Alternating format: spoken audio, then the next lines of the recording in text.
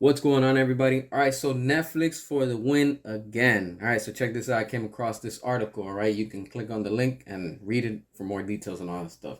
As always, hit that subscribe. Let's get into it and check this out. All right, so Netflix is still interested and they want to move forward with Zack Snyder's DCEU to continue the Snyderverse. And let's not forget, the Snyderverse lives. All right. Why do I say that? Because over at Netflix, we have Rebel Moon. That's still part of the Snyderverse because Zack Snyder's making it. They got Army of the Dead, which is the Army of Thieves, and of course we have Rebel Moon. So, and now that we have the DCEU films that are right now playing at Netflix, come on, man, for the win. Netflix for the win. All right, look, check this out. All right, Netflix CEO still has hope of reviving Zack Snyder's DCEU projects, all right, and turning them into Netflix originals. That right there is a huge win, all right. So bringing the Snyderverse to Netflix is going to bring in more subscribers. It's going to bring in more money, and it's just going to get more people because a lot of people want to see more from what happened at Justice League, all right. When Zack Snyder gave us his version, that's what we want, and we need more of it, all right. DC Studios would need to provide Netflix with the license, of course. And let's stop right there real quick because currently Netflix has the license to all these DCEU films that are right now on their catalog, if you want to say, so you can stream and you can watch. All right. There's also plans for the future of DC that, okay, it might not align with Snyder's vision, but it's okay. You know why? Because we can also use the multiverse and it can also take place on a separate timeline. It doesn't have to connect with nothing that James Gunn is doing and anything that, he already has and whatever.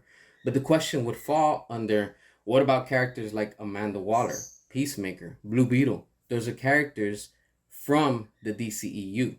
But then again, James Gunn is just picking and choosing who leaves and who stays. In other words, James Gunn is just playing favoritism, right? Because if it wasn't for David Ayer, we wouldn't have Viola Davis as Amanda Waller, all right? Straight up. But then James Gunn wants to take that character, but he doesn't want to release the Ayer cut, all right? Because of his ego, all right? But whatever, all right? And when it comes down to it, even though the DCU has started, because they're already filming and whatever they're doing, that doesn't mean that Zack can't continue as an Elseworld on a different timeline. Like I said, we have the Flash that he's already reset time twice. Zack Snyder's Justice League and also in the movie of the Flash. All right, so there's no excuse that you can bring in the Flash, whoever's gonna play it, if it's Ezra or they want to recast, whatever. I say continue with the same actor just because of continuity. All right. And we can use the whole rewind time to move it to a different timeline. All right. And of course, Zack himself has said that he's still up to make more Justice League movies only if Netflix acquires the license. Let me repeat that. Zack Snyder's still down to continue the DCEU movies as long as Netflix acquires the license. That right there is solid proof to tell you that Zack has not moved on. He's saying that he's still down to do it as long as Netflix acquires those licenses. And the same license that that they have right now. Remember, everybody was saying, "Oh, Netflix would never play it; they'll never pick up the license." And look at what we have now. The DCU films are playing on Netflix and they're streaming, right? And people are watching it. So that's a huge win for us, the fans. That's a huge win for the Snyderverse, and that's a huge win for the DCEU. All right. People are still interested in the DCEU. Not many are interested in the new James Gunn's DCU because they're not interested. A lot of people are not. All right. Facts are facts. All right.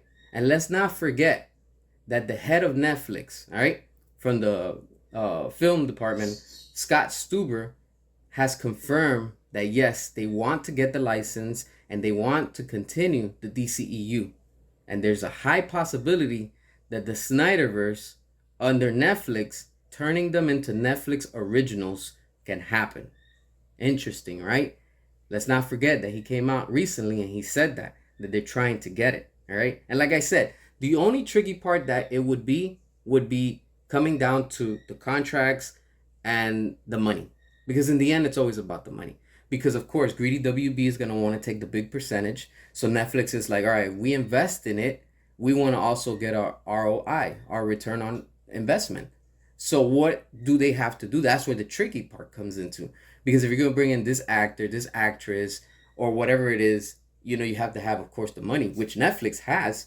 But how much percentage is WB Discovery going to want for that happening? You get what I'm saying? That's where the tricky part comes in. It's not about making it happen, because they can make it happen. It's always about money. That's what it comes down to. All right. Now, another interesting thing is that if the Ayer cut is released, I'm sure Netflix would also be very interested in continuing it more, since the ayerverse is also connected to the Snyderverse. Because let's not forget, we had Ben Affleck's Batman show up in David Ayer's Suicide Squad. All right. And he also comes out as Bruce at the end, talking with Amanda Waller. So it's still in the same universe. These characters are still from the same timeline. All right. It can happen.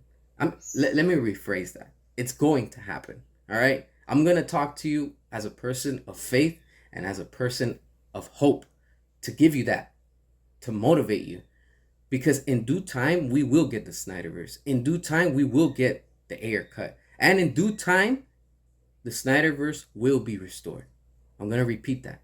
In due time, the Snyderverse will be restored. All right. And to all you haters and all you doubters, just step aside. Step aside with your negativity. All right. James Gunn's DCU is dead on arrival. Nobody cares about it. Nobody's interested. All right. Only the SJW, the woke agenda-filled shills, are the ones that want that. Real DC fans want more of the Snyderverse and the DCEU. All right. Because it still has potential. And again, it can be done as an else world. Will James Gunn allow it? No. You know why? Because of his ego. Because he knows that people are going to support more the DCEU with Zack Snyder instead of what James Gunn is going to be doing. So when you say let him cook, let them both cook. But who has the seasoning? Who has the flavor? Who has that thick cut? Zack Snyder. Who's giving you that bland flavor that you return it back?